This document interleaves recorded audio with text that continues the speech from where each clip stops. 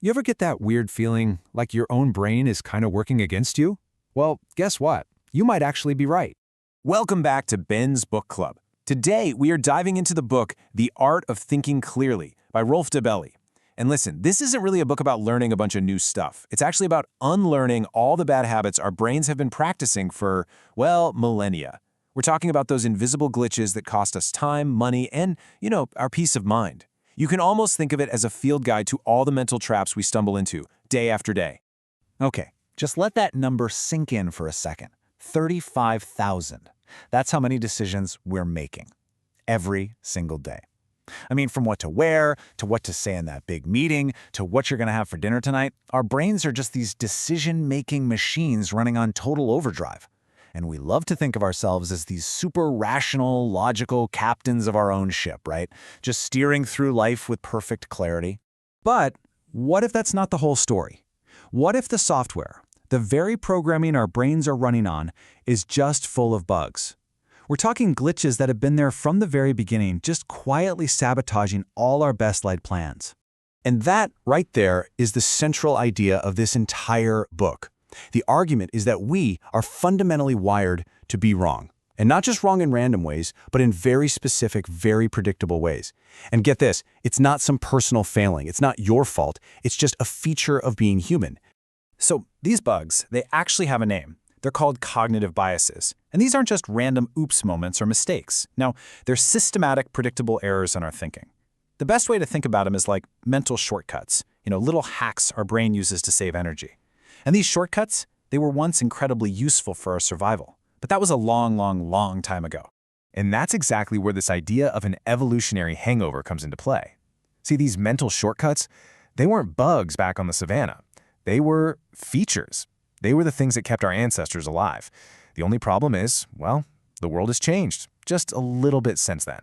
And this is the core of the problem, right here. We're all walking around with these Stone Age brains, perfectly optimized for immediate survival. But we're trying to use them to navigate things like the stock market or social media or these incredibly complex career choices. And that intuition of ours, the thing that was once our greatest asset, well, now it's often our biggest liability. Okay, so let's get practical. Let's dive into 4 of the most common thinking traps that Dobelli talks about in his book. Think of it as like a greatest hits album of all the ways our brains lead us completely astray. All right, first up, the sunk cost fallacy. Oh man, we've all been here, right? You're an hour into a movie and it is just awful. But you stay. Why? Because you paid for the ticket. That's the trap. Believing that because you've already invested something, money, time, effort, you have to keep going. But the fix is to realize that money is gone. It's a sunk cost. It's not coming back. The only thing that matters is what you do with your time from this moment forward. Just walk out of the theater. Okay, next is a big one.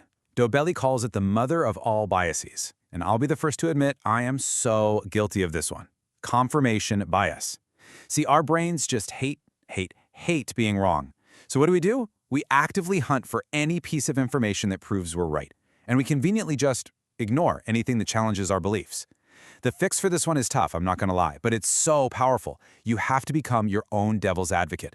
You have to deliberately go out and search for the evidence that could prove you wrong. All right, let's talk about social proof. This one goes way back to our savannah brain. Picture it. If everyone in your tribe suddenly started running like crazy, you wouldn't stop and go, I wonder why. No, you just run.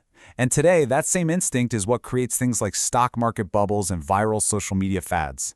The trap is just assuming that if everyone's doing it, it must be right. So what's the fix? Dobelli's advice is brilliant. The moment a crowd seems absolutely 100% certain about something, that is the exact moment you should become the most skeptical.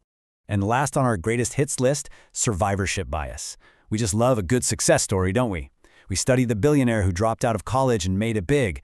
But what about the thousands, tens of thousands, who did the exact same thing and failed miserably? We ignore them. We only see the survivors. And this gives us this completely warped, distorted view of reality. So the fix? Well, it's a little morbid, but it's super effective. Metaphorically speaking, you have to go visit the cemeteries.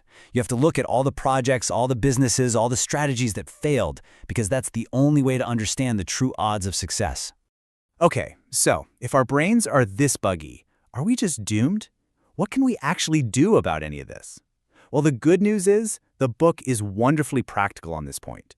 It's not about trying to achieve perfect thinking. That's impossible. It's about building a solid anti-bias toolkit. And this really gets to the heart of the whole philosophy of the book. Look, you can't just eliminate these biases. You can't. They're literally part of your brain's wiring. But what you can do is learn to recognize them, learn to sidestep them, and just make fewer of those unforced errors. The goal isn't to become some kind of logic robot. It's just to become a more self-aware human. So here it is, your basic anti-bias toolkit.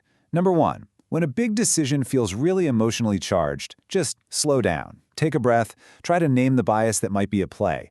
Ask yourself, wait, is this the sunk cost fallacy talking? Number 2, break out of your echo chamber. Go find people who actually disagree with you and listen to them. Number 3, simplify your life. Too many options just lead to decision fatigue, and that's when we make bad choices.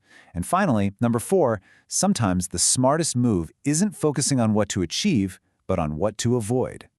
So as we start to wrap this up, I want to leave you with a question to think about. We all have our favorite go-to mental errors. So what's yours? Are you a victim of confirmation bias? Do you fall for social proof all the time? Just being able to acknowledge your own pattern, well, that's the very first step toward thinking just a little bit more clearly. And that's it for this one. If you want to keep debugging your brain's software with us, make sure you subscribe so you don't miss an episode.